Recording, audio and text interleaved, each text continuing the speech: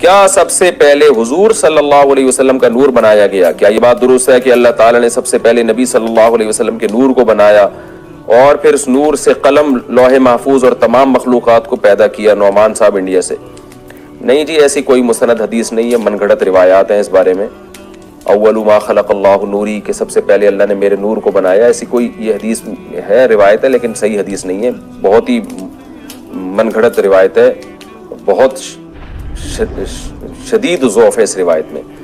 तो हमारा यही अकीदा है कि अल्लाह ताला ने, हदीस में आता है, सबसे पहले कलम को बनाया और फिर उसके कहा कि लिख। उसने कहा क्या लिखूं? अल्लाह ने फरमाया लिख सबक़त रहमती अला ग़ज़बी, मेरी रहमत मेरे गुस्से पर गालिब रहेगी।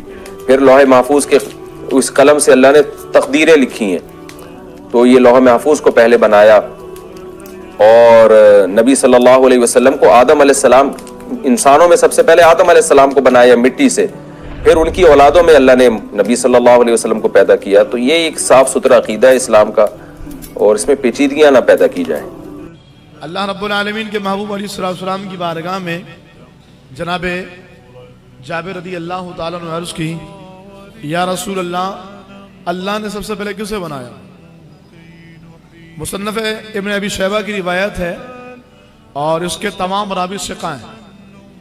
ये तफसील बताने की ज़रूरत इसलिए है कि आज इस दौर का अलमिया यह है कि जिसका अक़ीदा, जिसका नज़रिया कुछ और हो और कोई हदीस उसके अक़ीदे के बरखिलाफ हो, तो फिर वो अपना अक़ीदा और नज़रिया नहीं बदलता, बल्कि वो हदीस को ज़ईफ़ कह देता है।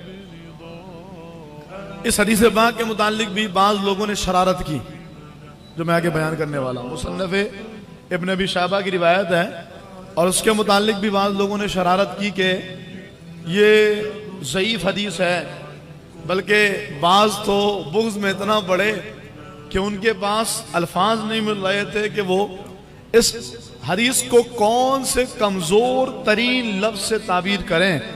चुनांचे कहने लगे जी ज़ईफ़ हदीस है और बहुत बहुत कमज़ोर है। भाई ज़ईफ़ तो ज़ईफ़ होती है, ये बहुत बहुत कमज़ोर कहने की वजह क्या है?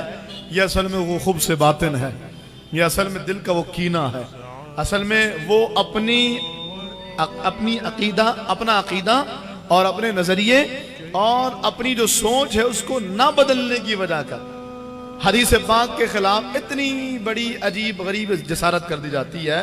तो मैं सिर्फ आप लोगों के लिए अवामी सतह पर इस बात को समझाने के लिए अर्ज कर रहा हूँ कि जिन लोगों ने इस हदीस पाक को ज़ईफ़ कहा, अज़अफ़ कहा, या जिन लोगों ने इस हदीस पाक को मौजू और मन घड़त कहा, उन पर यह लाजिम होगा कि वो इस हदीस पाक के ज़ईफ़ होने पर या उसके मन घड़त होने पर, मौजू होने पर दलील पेश करे। हमारे पास मुसन्नफ़ इब्न अबी शैबा की रिवायत है, मैंने आपसे अर्ज़ की, तमाम रावी सिक़ा हैं और मैं इस बात को बखूबी समझता हूँ कि अवाम इस बात को नहीं समझती कि सिक़ा क्या है और सही क्या है, हसन लिज़ाती क्या, हसन लिग़ैरी क्या, हदीसों की अक़साम क्या है। लेकिन फिर भी अवाम को कम अज़ कम इन अल्फाज में से कुछ लफ्ज़ों का बताना इसलिए ज़रूरी होता है ताकि उन्हें ये मालूम हो कि अगर कोई बंदा शरारत करता है तो उनके जहनों में ये बात मौजूद हो, नहीं जी हमने तो सुनी है ये हदीस पाक तो सही है।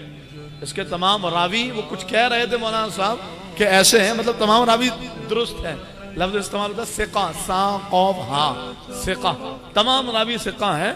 तो ये हदीस पाक मुसन्नफ़ इब्न अबी शैबा की और बड़ी ज़बरदस्त और मुस्तहकम और मजबूत हदीस पाक है। जनाब जाबिर ने पूछा, या रसूल अल्लाह सल्लल्लाहु अलैहि वसल्लम, अल्लाह ताला ने सबसे पहले किसको पैदा किया?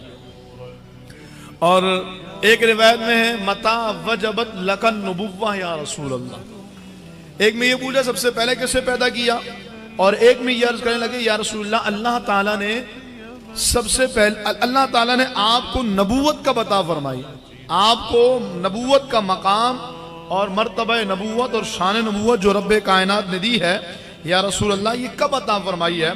तो मैं चूंकि आपके सामने मुसन्नफ़ इब्न अबी शैबा की रिवायत बयान कर रहा हूँ, तो लिहाजा मैं इसी ज़िमन में आपके सामने उसी हदीस पाक को बयान करूँ और जिसके मुतालिक लोगों ने ज़ईफ़ और अज़अफ़ और मौजू का कौल किया है। रसूलुल्लाह सल्लल्लाहु तआला अलैहि वसल्लम से साहबी ने पूछा, या रसूलल्लाह, अल्लाह ने सबसे पहले किस चीज़ को पैदा फरमाया? तो मेरे महबूब सल्लल्लाहु तआला अलैहि वसल्लम ने फरमाया, या जाबिर इन्नल्लाह खलक़ा क़ब्ल अल-अशियाई नूर नबिय्यिका मिन नूरिही। ए जाबिर, अल्लाह ने सबसे पहले अपने नूर से तुम्हारे नबी के नूर को पैदा फरमाया।